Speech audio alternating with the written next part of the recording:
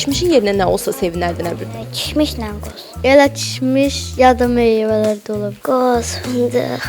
Azərbaycan Respublikasının Qida Təhlükəsizliyi Agentliyi məktəblər arasında sağlam qidalanmanın təşviq olunması ilə bağlı məktəblər üçün kişmiş pilot layihəni davam etdirir. Öncə paytaxtda yerləşən 12 nömrəli tam orta məktəbdə proses reallaşıb. Pilot layihədə iştirak etmək üçün Elm və Təhsil Nazirliyi tərəfindən 10 ümumi təhsil müəssisəsi seçilib. Valideynlərinin razılığı ilə layihəyə cəlb olunan 2400-ə yaxın ibtidai sinif şagirdinə 2 aya yaxın həftədə bir dəfə olmaqla qablaşdırmada kişmiş paylanacaq. Pilot layihənin əsas məqsədi şagirdlərdə sağlam qəlyanaltı vərdişlərinin qazandırmaqdan ibarətdir.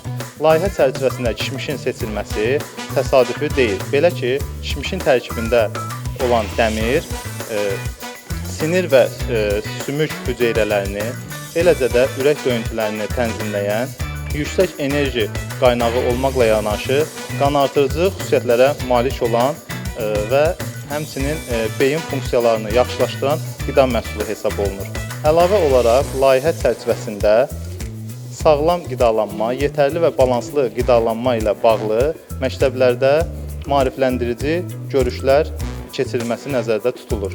tez böyümək üçün nə etmək? Qəşəng qidalanmalıyıq, idman eləməliyik, vaxtında durmalıyıq. Bir çox şey eləməliydik boyumuzu uzamaq üçün. Çünki onu yesəm mən böyüyərəm, boyum uzunlayar, güclənərəm, dərslərimi yaxşı oxuyaram. Sağlam qidalanmaq üçün xeyirdir. Qeyd edək ki, layihə Səhiyyə Nazirliyi və Elm və Təhsil Nazirliyinin iştirakı ilə həyata keçirilir.